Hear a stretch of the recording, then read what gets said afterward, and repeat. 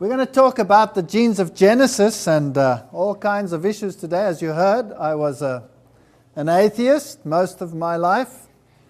I was an evolutionist. And if anybody would have told me that I could believe in a God one day, I would have told them they were totally nuts. I was a very aggressive proselyter for the evolutionary faith.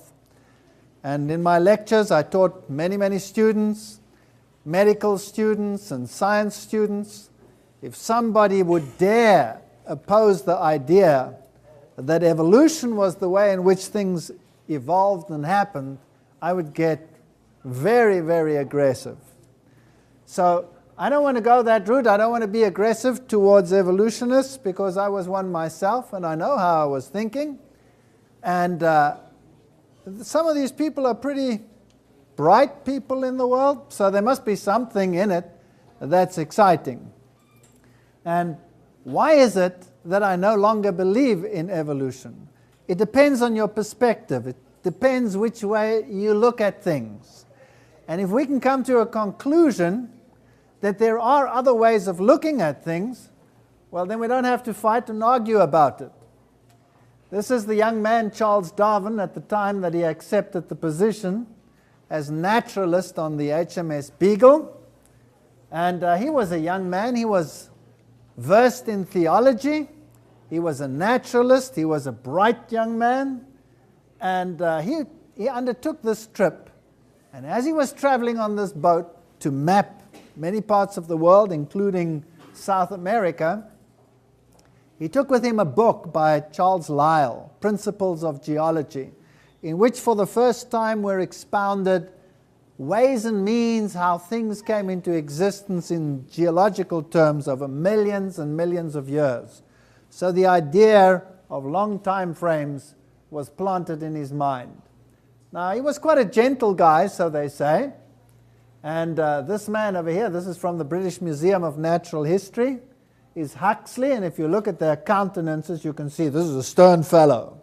He took no nonsense, and he was known as Darwin's bulldog. And he's the one who took on the theological world, and he's the one who flattened Bishop Wilberforce in his debate. Funnily enough, he didn't win the debate on the grounds of science. He won the debate on the grounds of attitude. Isn't that interesting?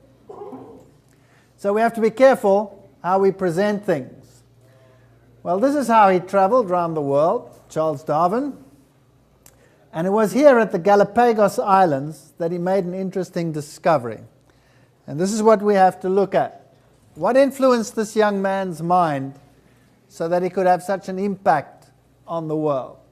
Well, one of the things he saw, there were many things that he saw, but one of the things he saw was this bunch of finches. And they were all slightly different. And you had small finches with sharp little beaks, and you had finches with very powerful beaks, and some of them could break open seeds, some of them would eat cactus, some of them would eat insects, some with a very sharp little beaks could go in between the cracks of bark. So they had different niches, different activities, and different anatomies. Now this was very strange, because on the mainland it's the songbirds that show this type of variety. And here on the Galapagos Islands it was the finches, which do not show this type of variety on the mainland. And so Darwin looked at them and he figured, well, isn't it possible that they came from a common ancestor, and that somehow some finches had arrived on the island and that over time they had changed? And this is how the idea of change through natural selection came into existence.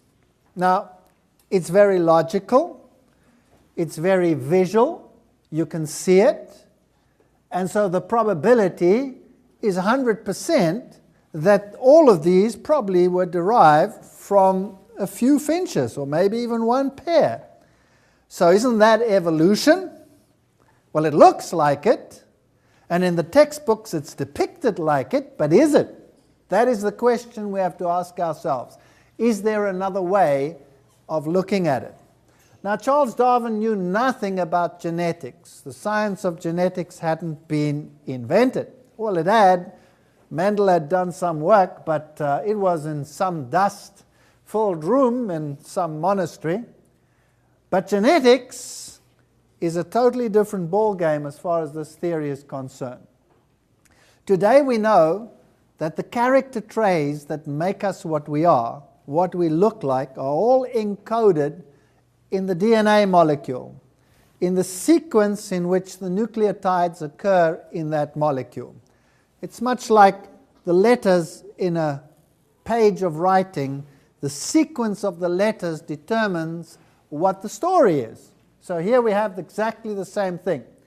So these bases, adenine and guanine and cytosine and uracil and all of these that occur in DNA and RNA occur in a particular sequence, and the sequence is important. Now, the problem is this.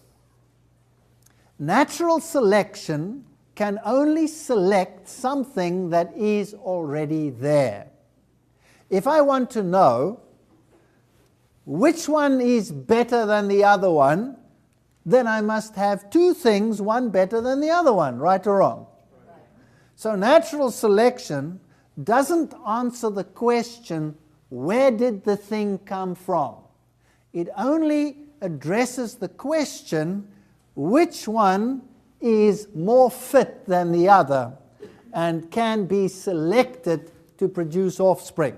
It doesn't answer the question where they come from. So where does the actual DNA molecule, which is just information and nothing really substantive, where does that come from? Well, science has to admit that it comes about by chance, random activities. So they speculate there was an ancient sea, it was full of molecules, and over time, random reactions created this sequence by chance. Now, what's the probability of just one little gene coming into existence by chance? So we need to talk a little bit about numbers. Well, I use this example because it's simple and graphic. If I had a pile of wood and I put a bomb under it and I make it explode, boom, what's the probability that the pieces of wood will fall into place to form a perfectly functional house? Well, if you work it out, it's probably 1 to 10 to the power of 80.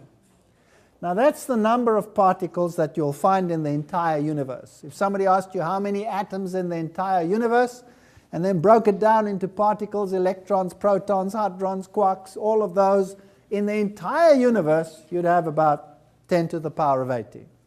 So it looks so small, that figure, but in actual fact, it's a very huge, humongous figure. Now the probability of just one gene coming into existence, a small gene, coding, let's say, for 100 amino acids. Your hemoglobin has over 600 amino acids. So a small one would be many, many millions of times greater than even this. So the probability of it happening is virtually non-existent. Now scientists know this, and so in order to get it to work, they have to have a lot of time for these random activities to happen. But it can't just happen once, it must happen many times. So the genes that we have are called our genotype. And that which they express is the phenotype. So when you're looking around, what do you see in your neighbor? His genotype or his phenotype? You see his phenotype. Aha, that's what you look like. That's the phenotype. Now, in evolutionary terms, at the level of the gene, everything happens by chance. So if I want to change anything, I have to have a mutation, and that has to happen by chance, and it has to be, or do I say chance? Whatever, who cares? It has to happen randomly. And then it must be expressed, and only if it is expressed, then it becomes the phenotype.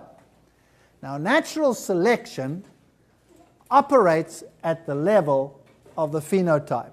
In other words, that something must be there, then it can work. A simple example that I can use is two people, one thin, one...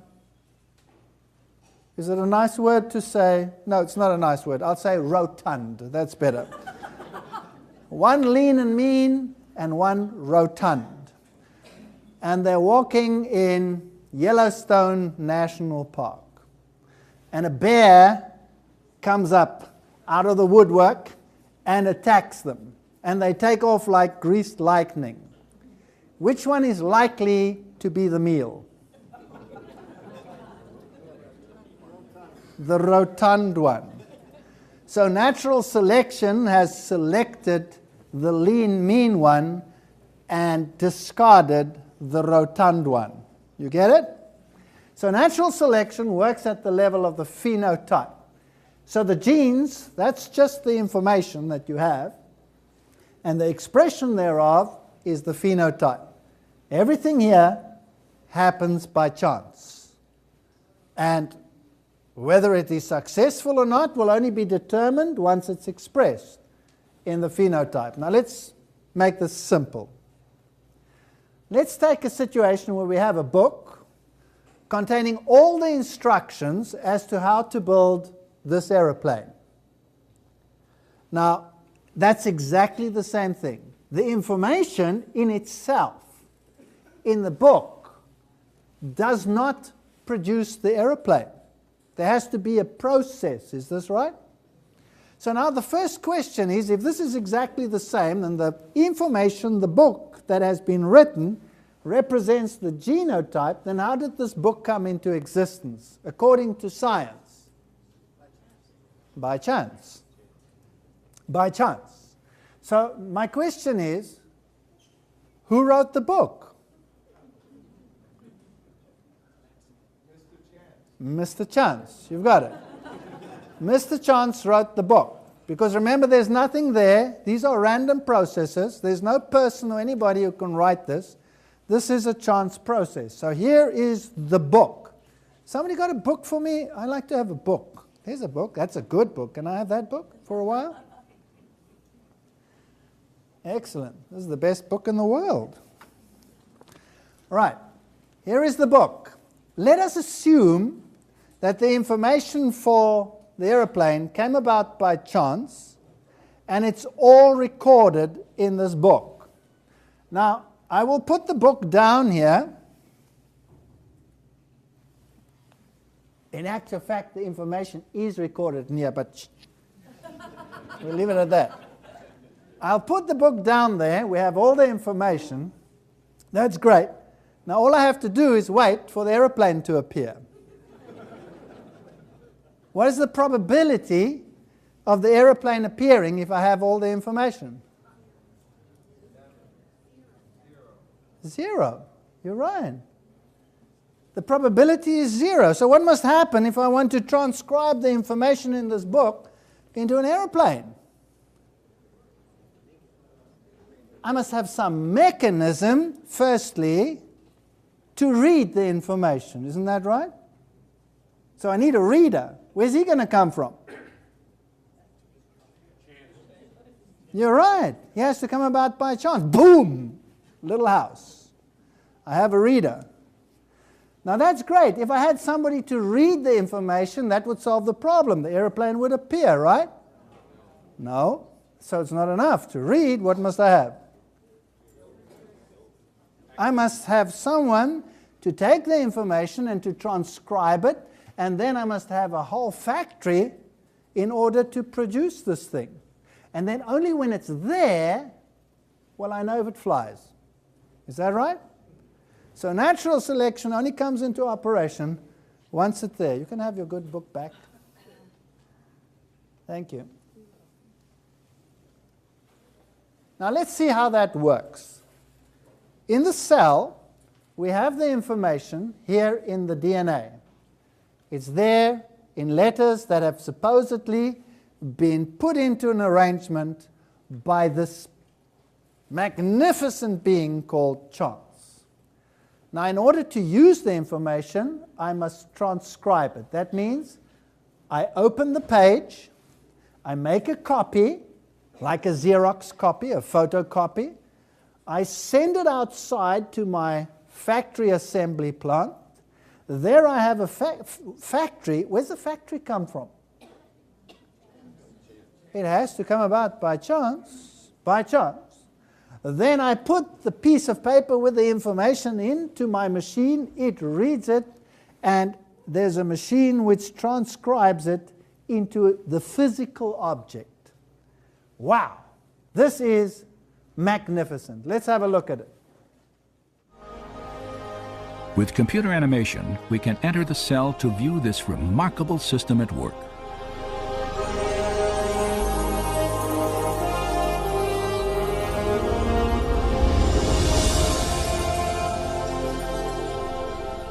After entering the heart of the cell, we see the tightly wound strands of DNA, storehouses for the instructions necessary to build every protein in an organism.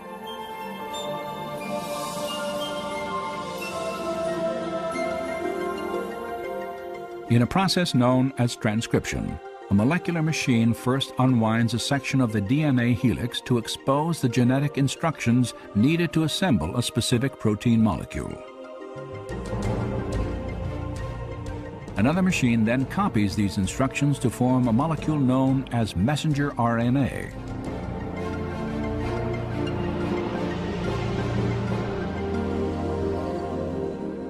When transcription is complete, the slender RNA strand carries the genetic information through the nuclear pore complex, the gatekeeper for traffic in and out of the cell nucleus.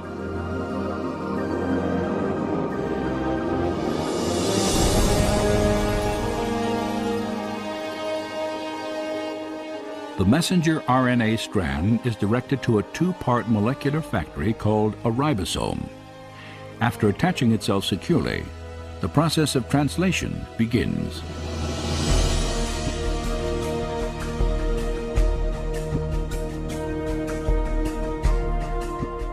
Inside the ribosome, a molecular assembly line builds a specifically sequenced chain of amino acids. These amino acids are transported from other parts of the cell and then linked into chains often hundreds of units long. Their sequential arrangement determines the type of protein manufactured.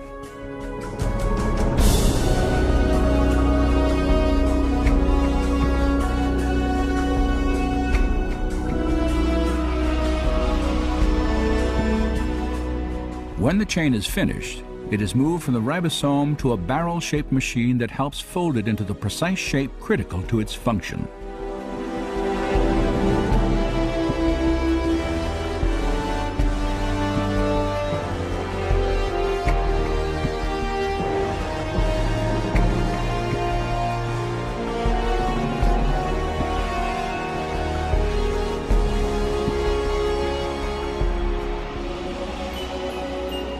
After the chain is folded into a protein, it is then released and shepherded by another molecular machine to the exact location where it is needed.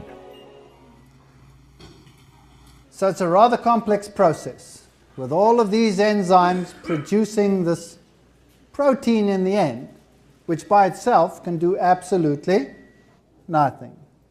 So this has to happen hundreds of thousands of times to produce all the processes and proteins that we need to be alive. So how did it all happen?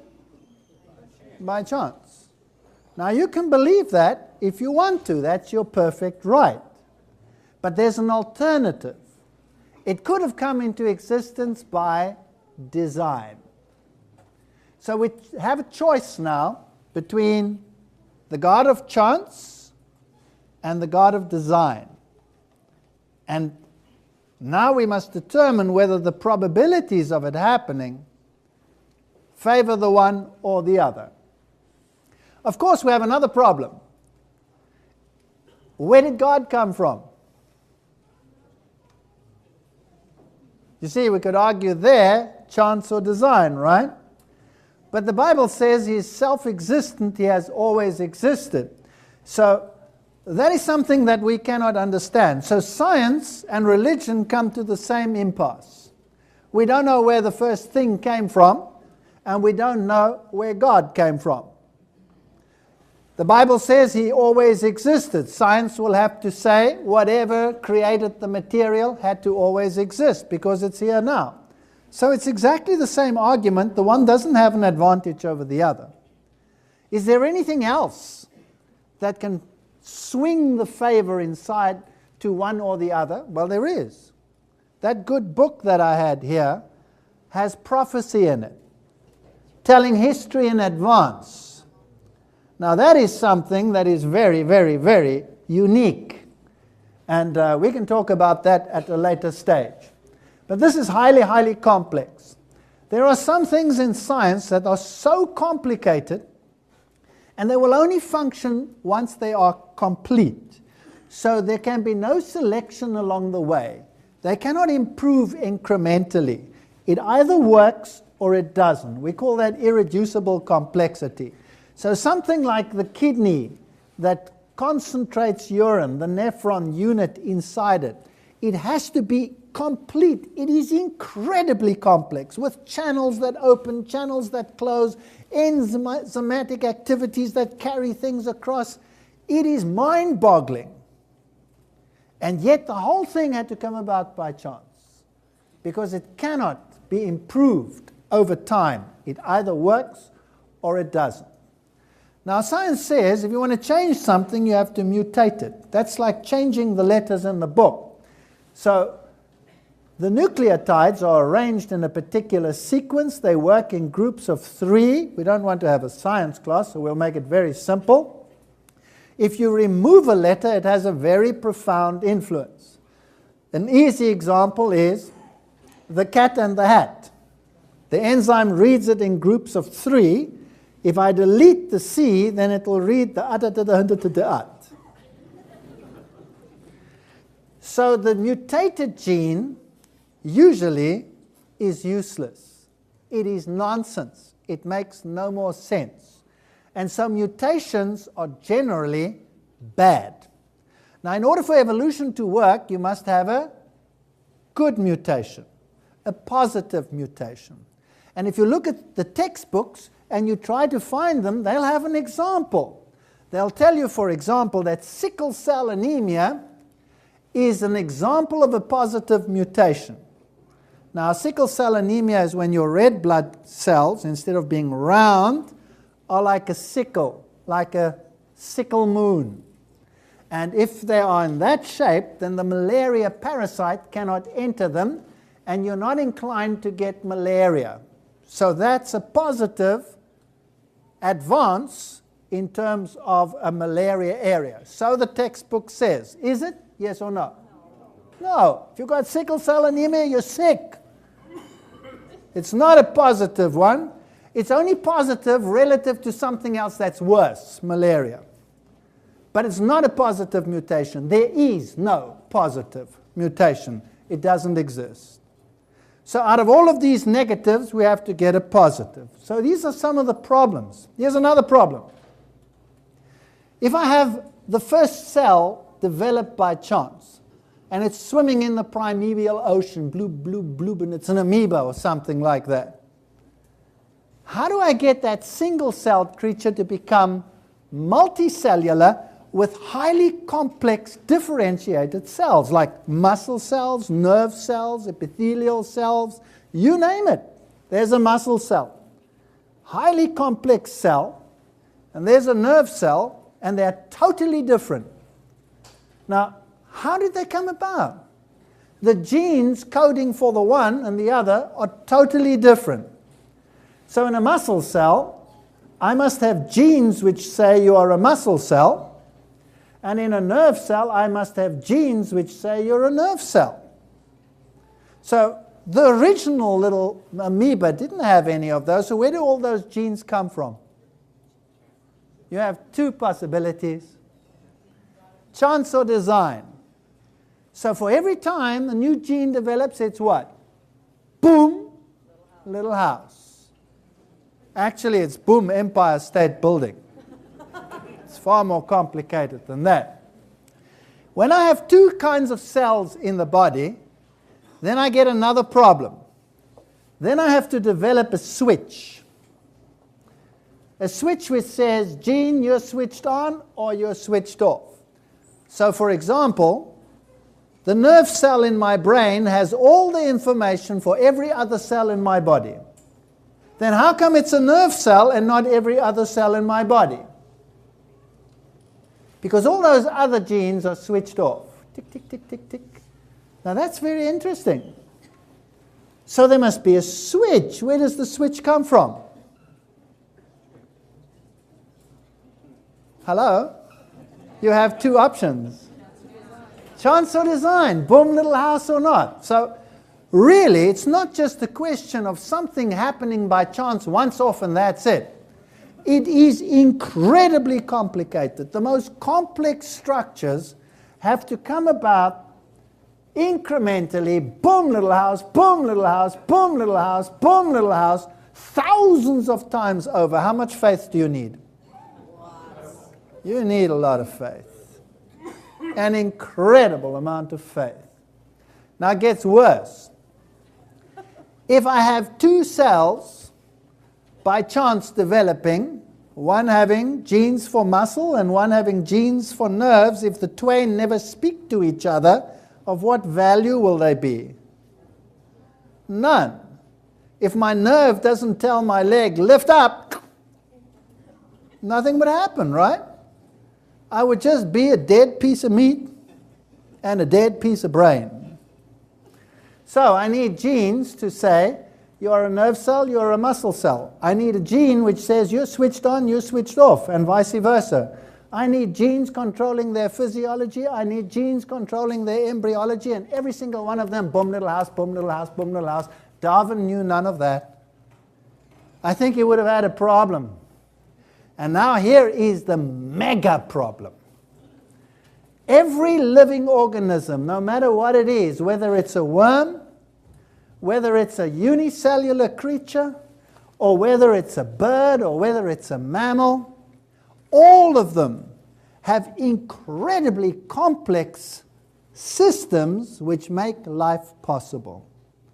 From the simplest to the most complex, they have, for example, a glycolysis system. From the simple to the most complex, they have a Krebs cycle. All of these complicated genetic components. Now, here's the problem. It takes thousands of these complex processes to make something alive. Very, very complicated. It cannot happen slowly over time. So if a mammal has it, and this echinoderm, the sea star, has it, and that worm over there has the same processes, and we want to say that these are more primitive than these, then we run into a problem. They all have the exact same complicated processes that make life what it is. So now, if they all have it, there are only two possibilities. As time went by, independently, the same processes happened to evolve in each creature, or, the more logical one, it was there from the beginning. Right or wrong?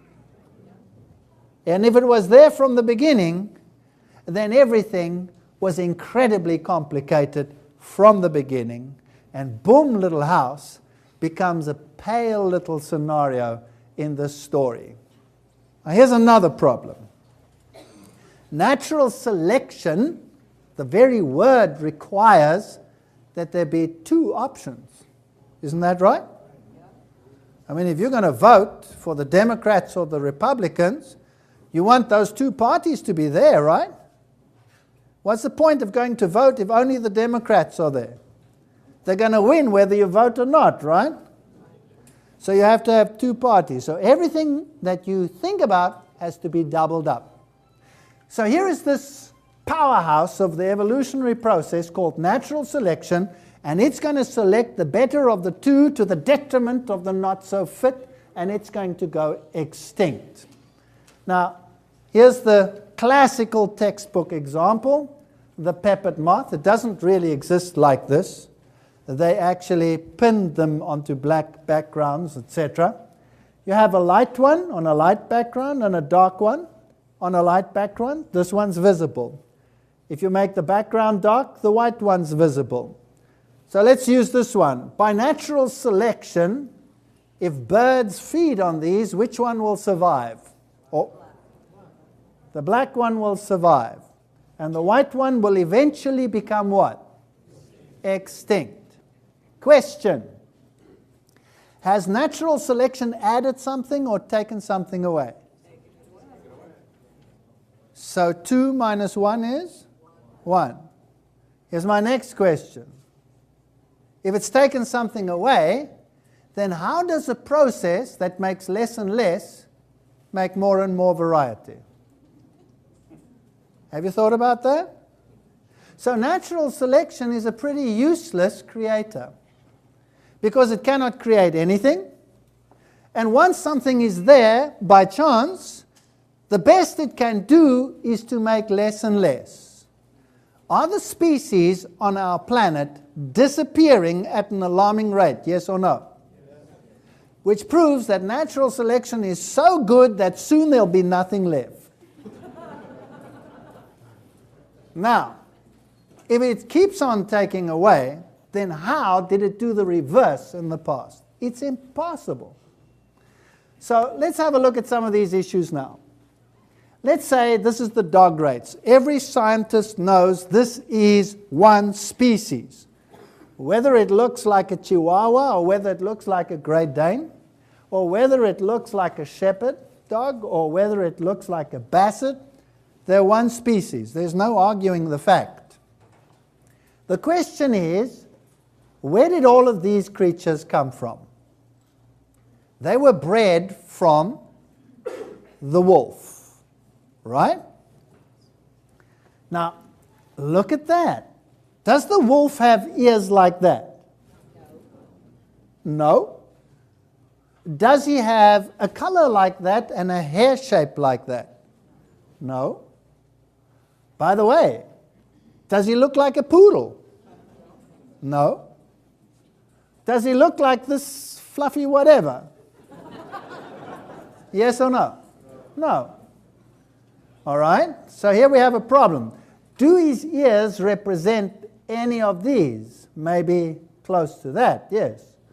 So all of these shapes and sizes must have been present in the wolf if this is what was bred out of it, right or wrong? Right.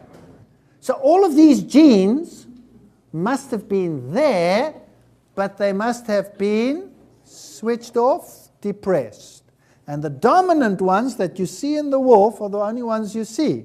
But once you start analyzing, this is what you get. And for each one of these characteristics, there's a gene. Where did the gene come from? You have two choices. Chance or design. So either a designer put all of these alleles into the wild-type wolf, or chance put them there. And if it was chance, you'd have to believe, boom, little house, boom, little house, boom, little house, with no use whatsoever, because they're not even expressed. Does that make sense? Yes. Okay. So let's have a look at ladybirds. You get black ones, and you get the normal red and black ones. The one is a fall average, and the other one is a spring average. Originally, they were two species, and then they discovered, no, under the one set of circumstances, one set of genes is activated, and under the other set of circumstances, another set of genes is activated. So it's the same species. In fact, all of these are probably one and the same kind. And whether they look like the one or look like the other is just a question of which gene set is activated or not. By the way, let's take this a little bit further. If you had never seen insects in your life before and you came across a big fat caterpillar, would you say that was a butterfly? No, they don't even look alike, right? The one is a worm and the other one is a beautiful butterfly. Are the genes for the butterfly in the caterpillar, yes or no? Yes. Must be. So, why doesn't it look like a butterfly if all the genes are there? Those genes are what? Deactivated in the butterfly or in the worm, depending on which one of the two it is at that phase. Isn't that right? Now imagine that in a broad sense. How much variety could you get in a kind? Anything from a caterpillar to a butterfly. That's an enormous variety. Anything from a chihuahua to a Great Dane. Now here's something other that's interesting. How do you get more variety? Now scientists know that natural selection is a useless producer of variety because it makes less and less. So they have to answer the question, where does all the variety come from? And the answer is sexual reproduction, does it? Because it mixes the genes between two parties and that makes for more variety. But in order to get that, you must have the mechanisms for fertilization, you must have the mechanisms for meiosis, and they in themselves aren't anything, they're just things that happen at the level of the gene. So, male and female, where did it come from? Did it evolve, male and female, in order to produce new variety? No, now you're running ahead of Darwin. It's no longer evolution by natural selection. So somehow male and female had to come about by chance. With all the complexity that it entails at the genetic level, with the meiotic system and all those complex processes, mind-boggling. It came about by chance. The Bible says God created them male and female. Which one came first? Don't you forget it, ladies. The male came first. Genetically speaking now, does Eve have what it takes to produce an Adam? No. Does Adam have what it takes to produce an Eve? Yes. Because we men have every gene that it takes to be a man or a woman. We have an X and a Y chromosome plus all the autosomes, right? Ladies, do you have a Y chromosome? No, so how can you produce a man? So the woman had to come from the man, scientifically speaking as well. There are many reminders that we have everything that it takes to be a woman. Breasts, for example, I have them. They're pretty useless in terms of, feeding the offspring, but I have them. So why do I have them? I have them because a woman needs them. Does that make sense? I have them because a woman needs them. And I can pass that equipment through the genetic process on to the offspring. And if she has the right hormones, then it will be activated in such a way that it will develop like it has to perform the function. But if I didn't have any, the woman would be in trouble. She wouldn't have any either. All right, so male and female came about by chance or design. That's the only possibility. The whole process of meiosis, where the chromosomes join up and separate by random processes, and then cross over information, wow, that's mind-boggling. We can explain it nicely these days. If you have a computer program, a word processing program, and you've written a lot of paragraphs, today it is possible to highlight one of the paragraphs and click cut. Isn't that right? And then to go to a totally different page in my document and go click paste. And then what has happened? My paragraph is now in a new position. Is that right? Now that's what happens in your genes thousands of times over when you divide them up. We click and paste, cut and paste. So the blue one, let's say, is Dad's genes, and the red one is mom's genes, and so we cut and paste, cut and paste, cut and paste, until we have a total mix-up of the two. But I have to cut it very precisely. One little mistake, one little letter too far, and the enzyme would come along and read, and you wouldn't be a human being but a cabbage. A precise process which does nothing but move paragraphs of information around. It doesn't produce anything, just changes the sequence.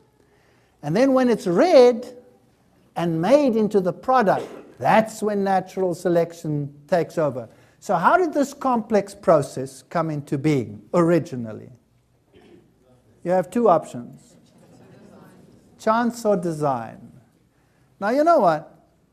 As a scientist, I used to study this whole issue of the meiotic process and the crossing over.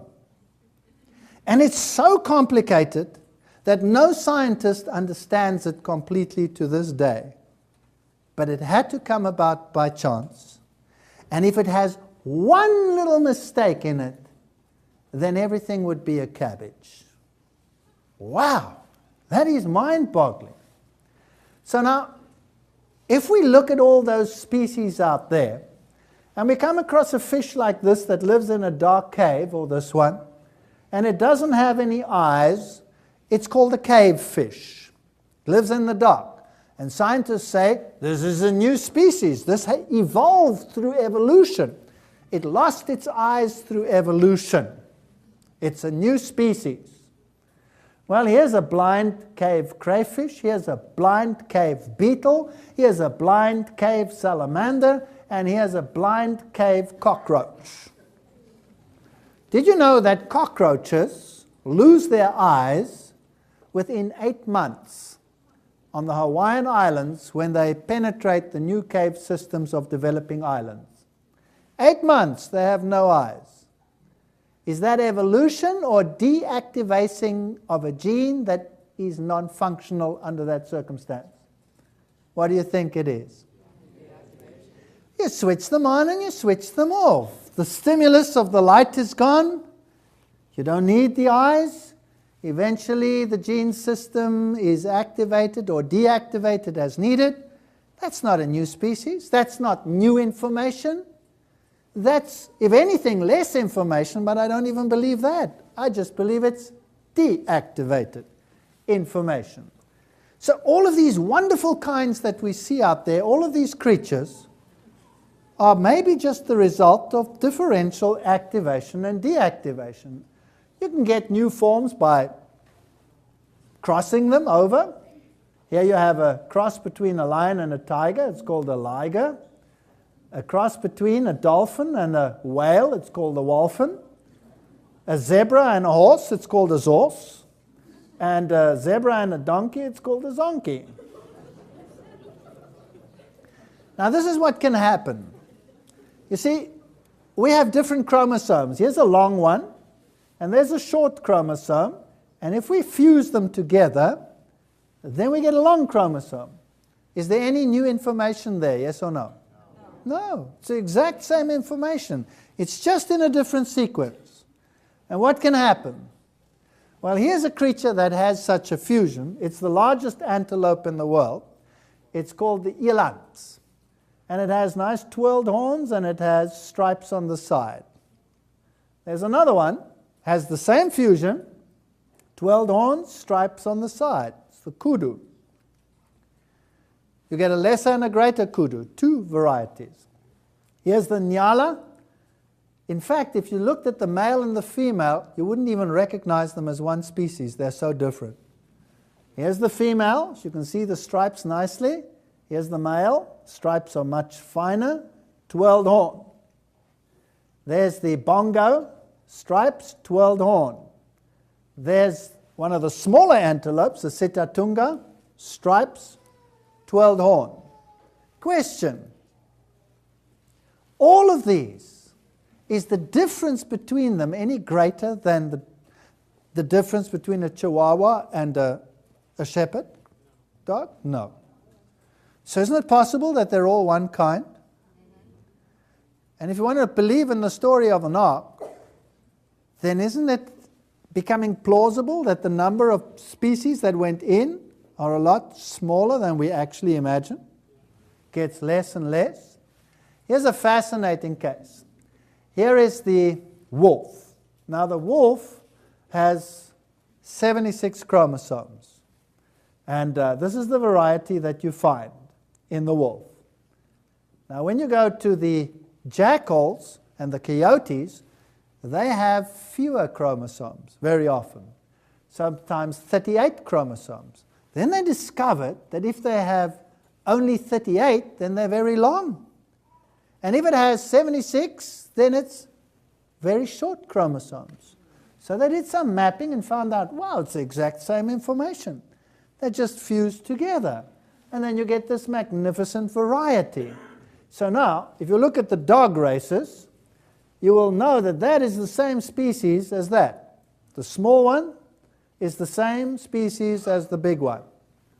But when you come to the wild animals, they make them all different species. These are wild dogs. I would like to suggest they're all one.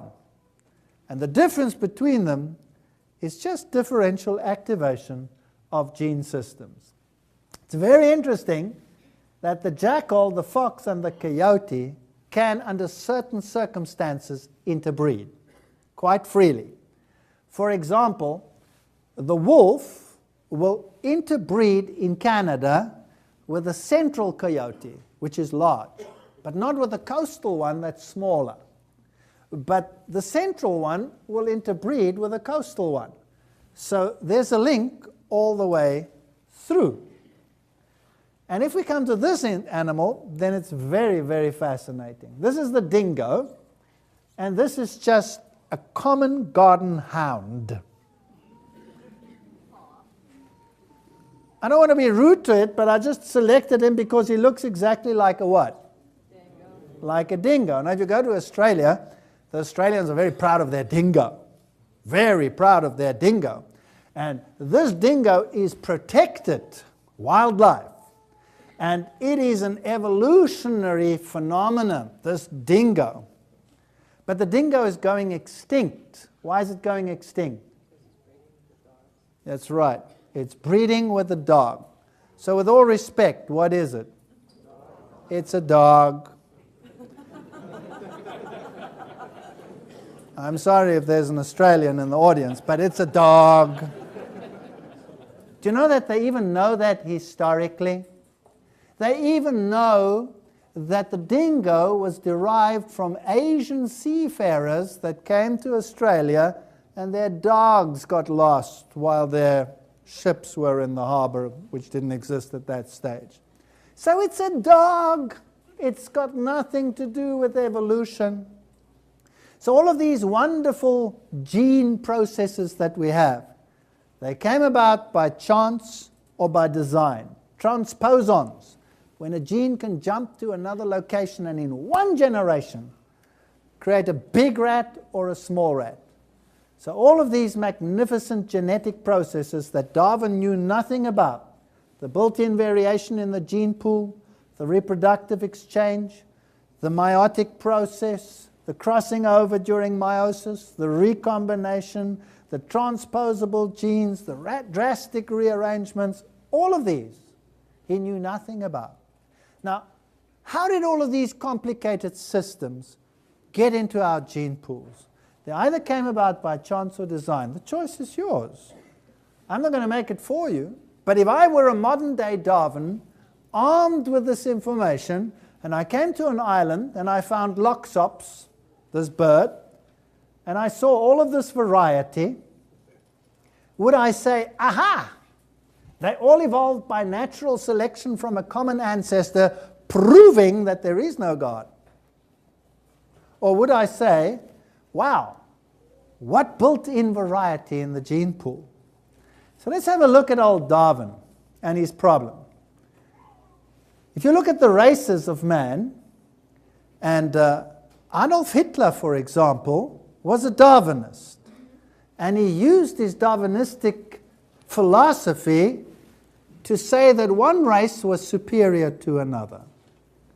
And the same process has happened all over the world. In Australia, in the 1940s, you could get a license to hunt Aborigines on the basis, yes, the 1940s, that's not so long ago, right? On the basis that the one race was evolutionarily superior to the other. Now, when we see a poodle that has curly hair and black hair, do we think that it is genetically inferior to an Afghan that has long blonde hair? No, it doesn't even come to mind. But when we see a black man that has black curly hair, and we see a Swedish blonde, are there some people that would note the fact that the one is genetically or whatever superior to the other? Yes or no? Depending where you live, right? Depending where you live.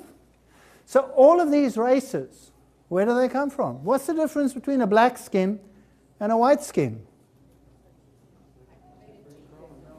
The same colorant, the same pigment is present in both. The one is just more active, the gene, than the other one, right? So melanin is more produced in the one than in the other. There's no genetic difference, it's exactly the same. I put this up just to show the ladies that men are more handsome than women.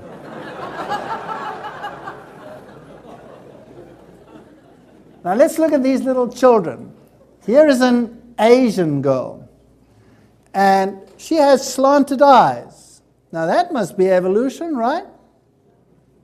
No.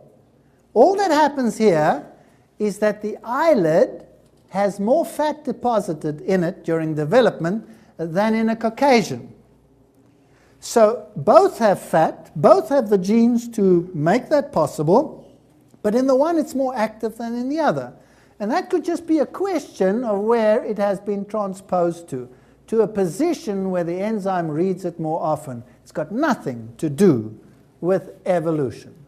So this whole question of creation and evolution and why do we have the processes that seem to point to evolution on this earth and on this planet is something that we have to look at in a different light. So let's look at this question of creation and possible restoration. We read in the Bible, in Genesis, and God saw everything that he had made, and behold, it was very good. And the evening and the morning were the sixth day. So here, everything was very good. I have created him for my glory, I have formed him, yea, I have made him, Isaiah 43, 6-7. So God says he created man for his glory, for God's glory. So you're not some afterthought, you're not some chance creature that evolved through a slimy process. You were created in the image of God for the glory of God. That's what the Bible says. And God said, see, I have given you every herb that yields seed, which is on the face of all the earth, and every tree whose fruit yields seed. To you it shall be for food. Now that's interesting. So what was the diet that was given to man? It was a total vegetarian diet, right? Now, in the evolutionary process, you must have death in order to propagate the more fit. Is that right? One dies and the other one is propagated. So the process of death is part and parcel of the evolutionary paradigm. So here, no creature ate another one. According to the Bible now, everything was vegetarian. Because also to, what's it say there? Every beast of the earth, every bird of the air, everything that creeps on the earth in which there is life, I have given every green herb for food, and it was so. So there was no animal that ate another animal on this planet at creation, according to the text, right or wrong? Right. Okay. Then God saw everything that he had made, and indeed it was very good. So the evening and the morning were the sixth day, and it was so. Genesis 1, 29 to 30. Now let's have a look at Darwin. Now he saw the world. He's writing here to his friend Dr. Arthur Gray, and he says, I am bewildered. I had no intention to write atheistically, but I own that I cannot see so plainly as others do, and as I should wish to do, evidence for design and beneficence on all sides of us. There seems to me too much misery in the world. I cannot persuade myself that a beneficent and omnipotent God would have designedly created the ichneumonidates, a category of parasites, with the express intention of their feeding within the living bodies of caterpillars, or that a cat should play with mice. Now here's death and mayhem and bloodshed. This is not what you would expect if there was a loving God. So Darwin is looking at it like this and says, therefore, the biblical paradigm is wrong, and the evolutionary one is the only one that makes sense. Let's see how he does it. This is his first draft, or his first edition, of The Origin of Species in 1844, and he writes, it is derogatory that the creator of countless universes should have made by individual acts of his will the myriads of creeping parasites and worms which since the earliest dawn of life have swarmed over the land and in the depth of the ocean. So he looks at all these parasites feeding on other creatures, and he says, it's rubbish to say God created. Doesn't make any sense. He says, but if we look at it from an evolutionary perspective, we cease to be astonished that a group of animals should have been transformed to lay their eggs in the bowels and flesh of other sensitive beings, that some animals should live by and delight in cruelty, that animals should be led away by false instincts, that annually there should be an incalculable waste of pollen, eggs, and immature beings. Evolution makes sense, creation makes no sense. Now that's how Darwin saw it. But then, it depends which way you look at it. You see, there are always two angles that you can approach a thing. So let's have an open mind and approach it differently with the genetic knowledge that we now have.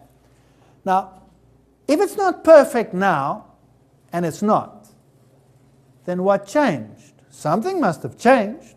Does the Bible give an answer? Sure. Yes, it does. We read in Genesis 3:9, and Lord God called unto Adam and said, where art thou? So here was a problem. They were hiding. And he said, I heard thy voice in the garden. I was afraid. That's something new.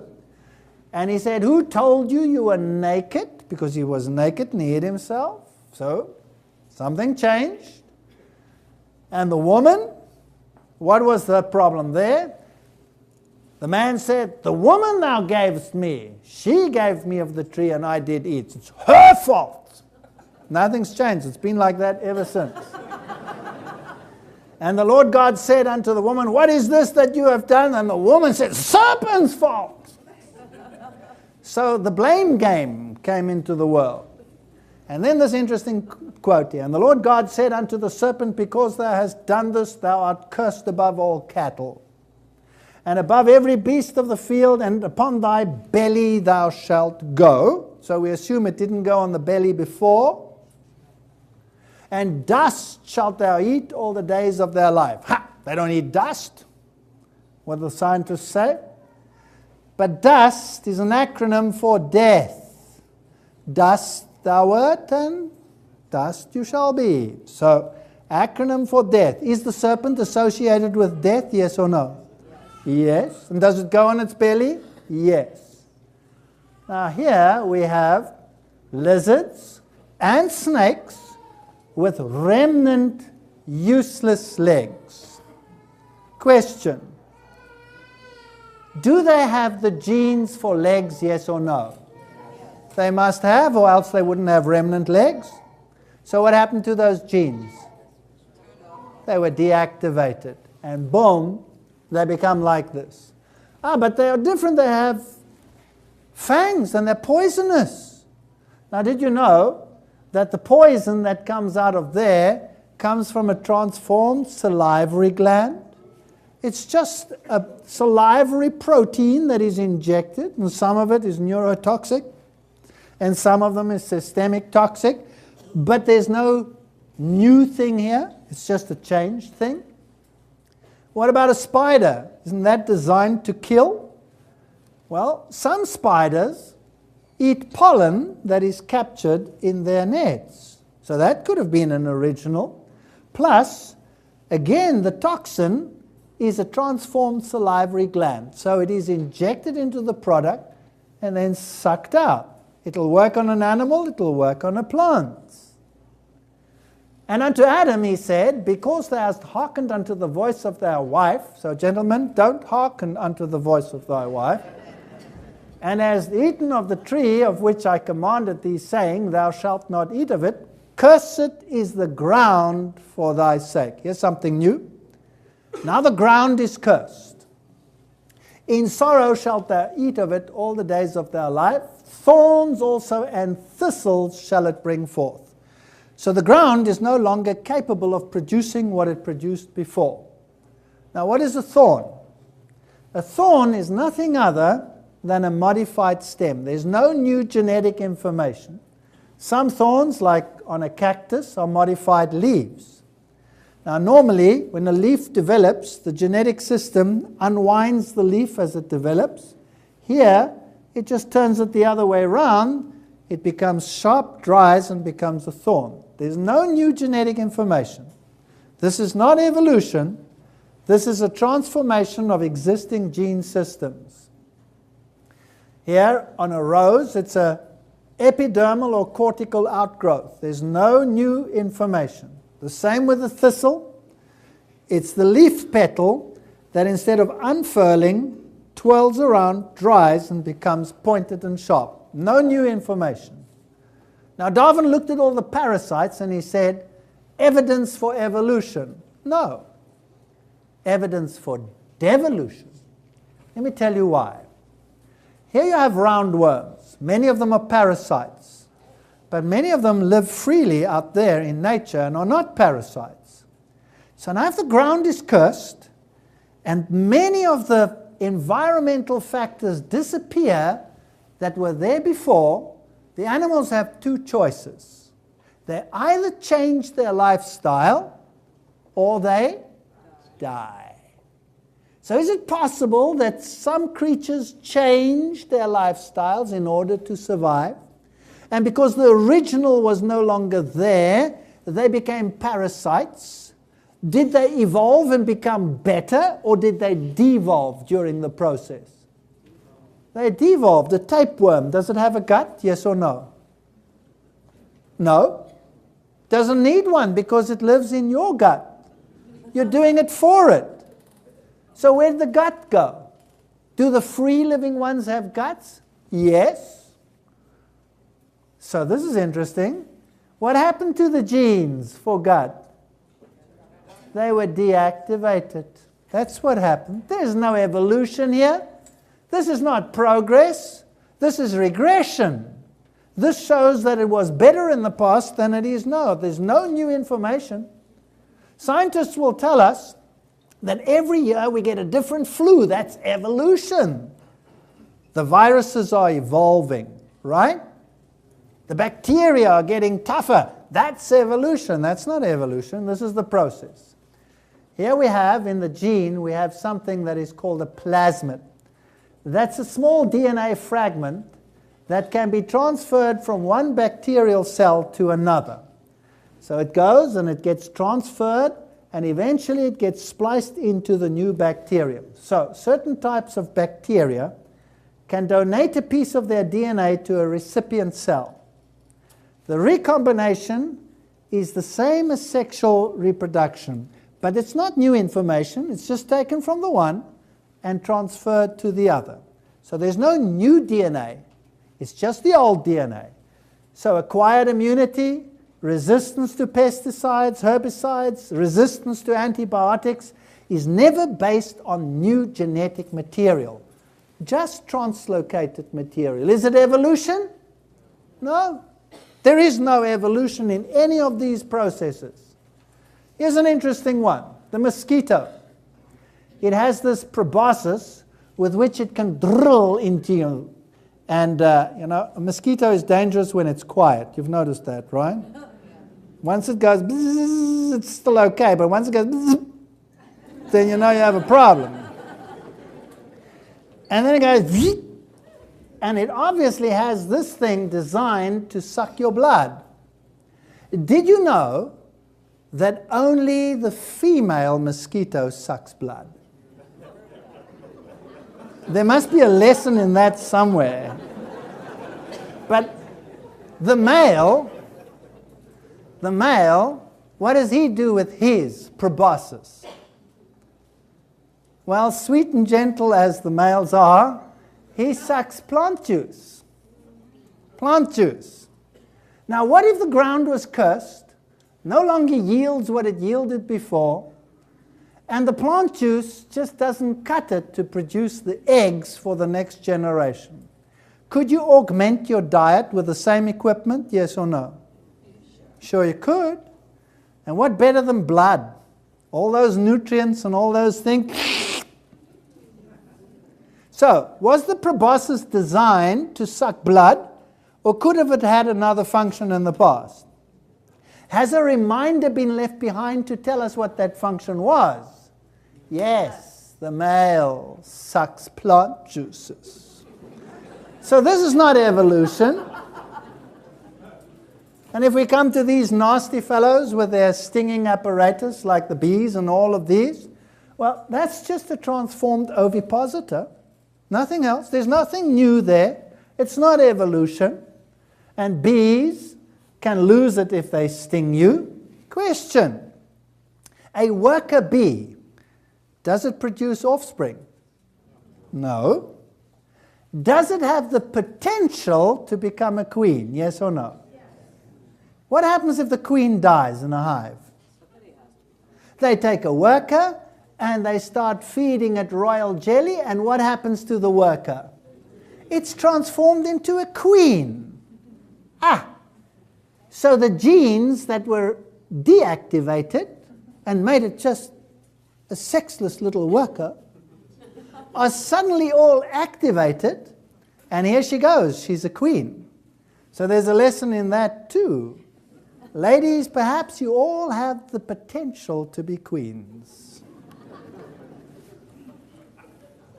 Now let's go to the nitty-gritty.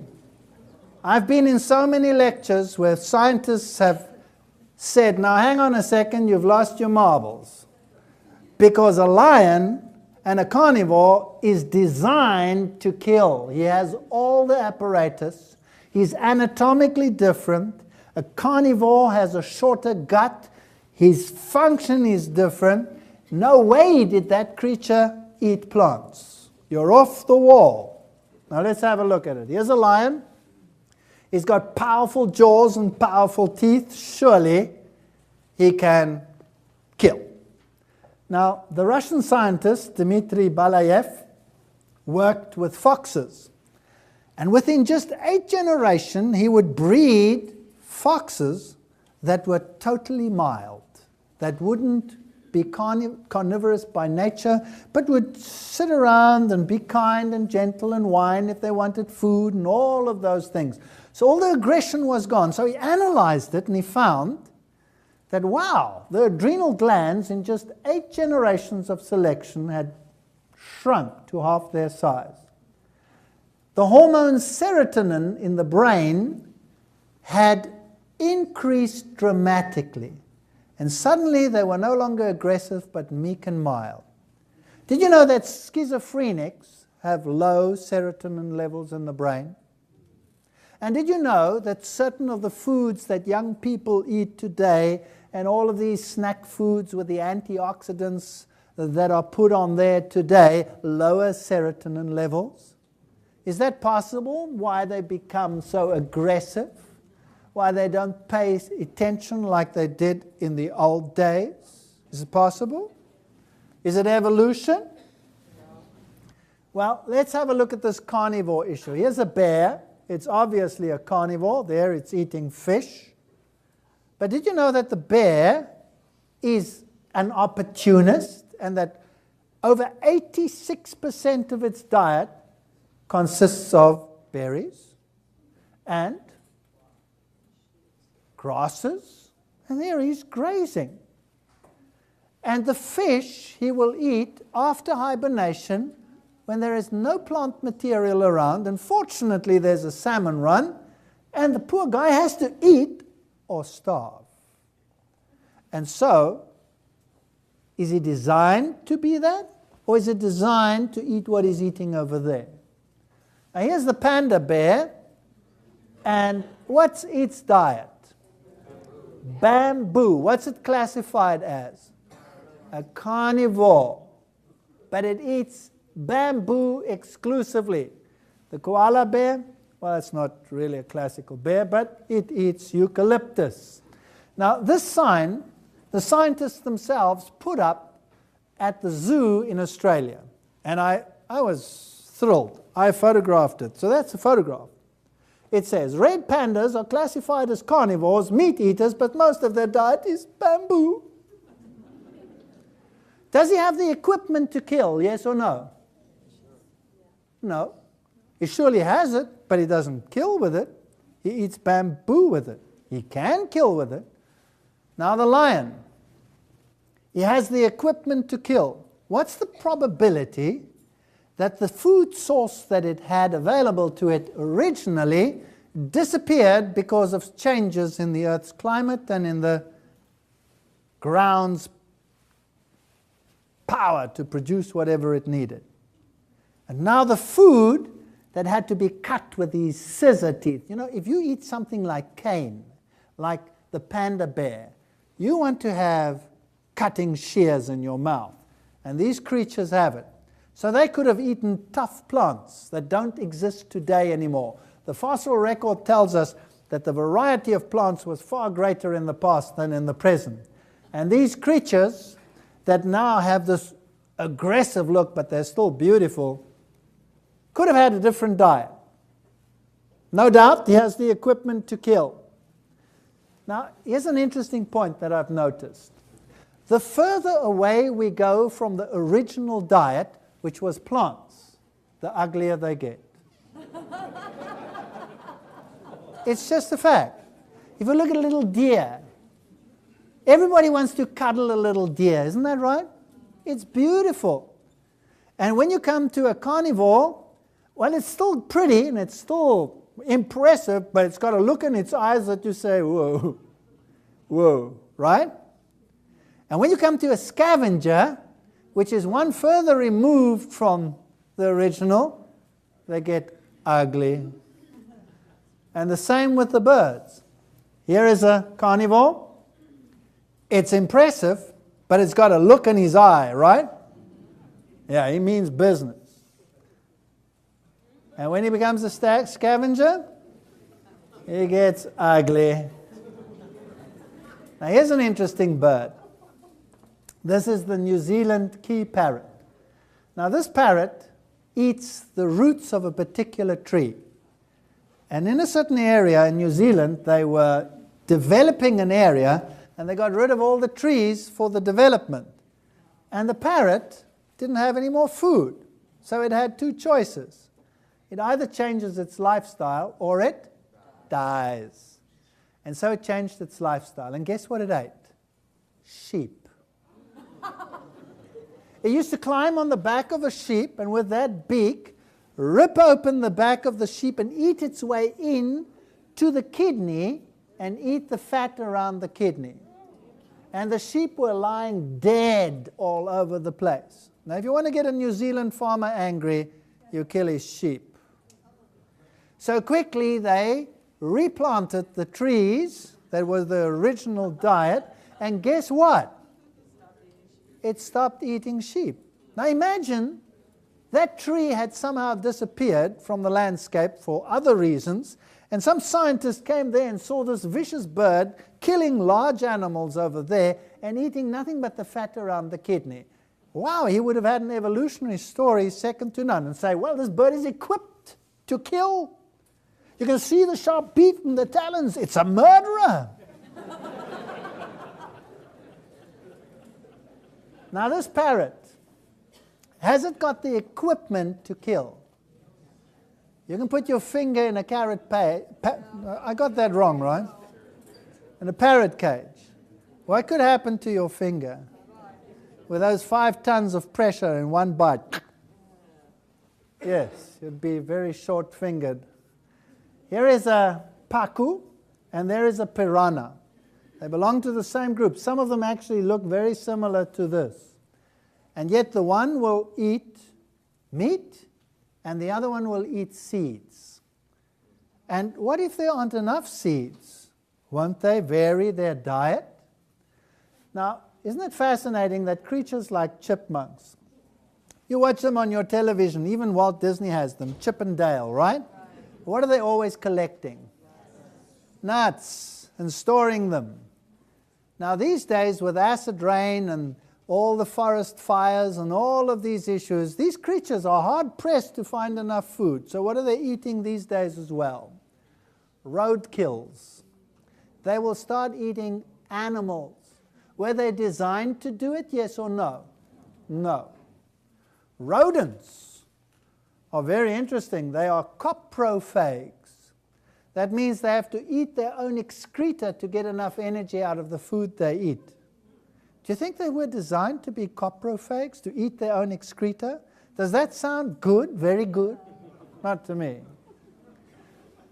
All right. I got a lot of criticism for saying what I said, because a lion, for example, has a shorter gut than a herbivore. So there are more changes than just the teeth. There must be something else. This is evolution, the scientists argued. And I said, no, it's not evolution, it's adaptation. And it doesn't have to take millions of years. And they said, no, you're wrong, it has to take millions of years. How are you going to get from a creature that has a 22 times trunk length gut, like any antelope or vegetarian creature, down to a 6 times trunk length? And I had a graduate student working on the PhD at that stage, working on antibiotic resistance, and we were working in chickens, and we were feeding the chickens plant protein, and then, like industry does, animal protein to boost the growth rate. And because she was feeding some of them with animal protein, and some of them with plant protein, and some of them with antibiotics, and etc., the idea came to me, I have the perfect opportunity to test this. So I went to the student and I said, I want you to do something. When you finish your experiment, I want you to measure every single parameter in the animals, because I want to see if there's a difference from the plant diet and the animal diet. And I want you to unravel the gut and to measure the length. She thought I was mad. Well, we did it. And this is the result. Carcass mass, A, is the chickens that were raised only on plant material, maize, soy, etc. B, only plant material plus antibiotics. C, animal protein added to the diet, and animal protein plus antibiotics. There was no difference in the growth, statistically speaking.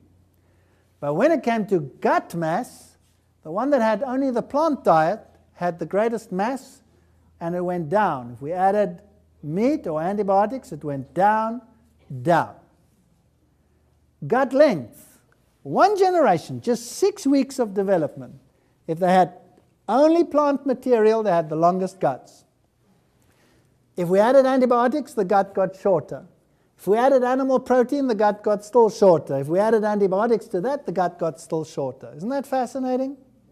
One generation, not millions of years, 6 weeks. Now, this one was fascinating. Heart mass. When they got plant proteins or animal proteins, the hearts were relatively small. As soon as we added antibiotics, the hearts got bigger. They got enlarged hearts. Now, you know, this is how science works. I looked at this, and I said to myself, wow. So antibiotics produce enlarged hearts in chickens during the developmental phase. Is that possibly a reason why young children today are getting heart attacks when they never got them in the past? The rate of heart attack is increasing in the world dramatically amongst young people. Is it because we are living in an age of antibiotics that during the development they have this? So antibiotics should be used only when necessary and not as a food supplement as some people use it. Liver mass. When we added antibiotics, the livers were enlarged. So not a good idea. But just one generation and these things happen. They say to me, we have carnivore remnants in us because we have canines too, right? And our gut is omnivore, so we must have meat. Well, that because of the gut length. Well, we see that that's not an argument anymore. And this monkey is a total vegetarian, and boy, does he have canines. So is this to kill? No, it's to impress the ladies. It's a secondary sex characteristic. Here's another experiment we did. Sheep were developing skew legs. And the scientists wanted to know why these sheep had skew legs. And I said, they're being stall-fed, and you're feeding them animal protein to boost their growth rate, and that is causing an osteoporotic activity. They're losing calcium from their bones because of it. And they said, rubbish. And I said, let's test it. So here are our sheep. Some of them are on a plant-based diet. So they got 12% plant protein. That's like a sheep that eats grass and alfalfa and stuff like that. Then we added 3% animal protein to one group, 5%, 8%, and then to the last group we added 8% plant protein. So we had those two groups. What did we get? If we add animal protein, the limbs get skewer. Fascinating. So here's one that's plant-based diet, nice and firm and sturdy sheep. Here we're adding a little bit of animal protein, there we're adding more. This sheep can't even walk. Just the animal protein that was added. So if you look at it, the deformities that we have over here, fascinating. Bone calcium to phosphorus ratio, as we added the animal protein, so the calcium to phosphorus ratio dropped. They were losing calcium out of the bone. And if we looked at it, the top two groups, 20-20, the one just plant protein, the other one plus 8% animal protein, the calcium lost in the urine was more than double, almost 4 times the amount if they were on animal protein as opposed to plant protein. And the deformity was far more than double. And the calcium to phosphorus ratio was tremendously depressed if they were on animal protein. So it makes a difference what you eat. This is the perfect graph. Plant protein, perfect bone formation. 3% animal protein, worse. 5% animal protein, still worse. 8% animal protein, horrendous. 8% added plant protein, perfect. Isn't that fascinating? So plant proteins are good for you. And the same works for a dog, the same works for a cat, the same works for a lion. It doesn't matter whether they're vegetarian or whether they're carnivore. Fascinating. So what was the original diet of all of these creatures? Plant protein. Scientific evidence points to the fact that the Bible is right after all. Scientists will say vestigial organs point to evolution. No. What about the appendix? If you don't have an appendix in your developmental stage, you will not be able to distinguish good and bad bacteria in your gut. So it's an immunological function in your early development, and you need it. Every single vestigial organ, whether it's the so-called gill slits, whether it's the so-called eye, tympanic membrane, you name it. The list of these organs, since the German anatomist Wiederheim produced it, is rapidly shrinking to zero. Every single one, from the appendix to the coccyx to every single one, is found to be important. So, for example, the thymus originally was a vestigial organ proving evolution. Nonsense. It's important in the immune system. And so you can go through every single organ in the body. And there is no vestigial organ. Scientists will tell us We're related because of homology. Do you know that you have 5 digits on your hand, right? Now they say those 5 are the same as you find in all the other creatures in different combinations. So the horse has lost most of them and is walking on one toenail. That's what it's walking on. So the primitive one is the pentadactyl, and then as we go through these animals, it gets transformed. Now this is the fascinating thing. Notice this. Evolutionist biologist William Fix, now he's an evolutionist, he writes, the older textbooks on evolution make much of the idea of homology, pointing out the obvious resemblance between skeletons of the limbs of different animals. Thus, the pentadactyl 5 limb pattern is found in the arm of man, the wing of a bird, the flipper of a whale, and this is held to indicate their common origin. Now, if these various structures were transmitted by the same gene couples, varied from time to time by mutation, and acted upon by environmental selection, the theory would make good sense. Unfortunately, this is not the case. Homologous organs are now known to be produced by totally different gene complexes in different species. The concept of homology in terms of similar genes handed on from a common ancestor has broken down. What evidence is there for evolution? None. There is no evidence left. By the way, the most primitive is the 5 digits. The most advanced is just 1 digit left. Question: how come the most advanced creature on the planet has the most primitive hand? I'll tell you why, so you can play the piano. It's got nothing to do with evolution, nothing whatsoever. So if we look at the world, and we look at it from Darwin's point of view, and I look at the worms and the parasites and the death and the mayhem, I say there is no God. But if I want to believe in God, did God leave enough evidence for me to see that the world was once good, very good, yes or no? Yes, look at a flower. I mean, it is magnificent. God has left so many traces of His love and His watch care and His beauty that anybody could look at it and come to the conclusion that once upon a time this planet was perfect, with no death. If we look at the birds, they show plenty of evidence of this beauty. Do you know what this bird is? That's the sacred ibis. And it's beautiful in its colors. Now, there are other ibises, like these two. That's the common ibis, and this is the bald ibis. And he's no beaut. And the only difference between them is a difference in their diet. That's it. Can this ugly old goat over here mate with the beautiful ibis? Sure, you know, the ugly guy often gets the beautiful girl. And this is the offspring. He's no beaut, but he's not as bad looking as his dad either. So there is evidence of what it was like in the beginning. And we can either choose to believe God or to believe Darwin. That's our choice.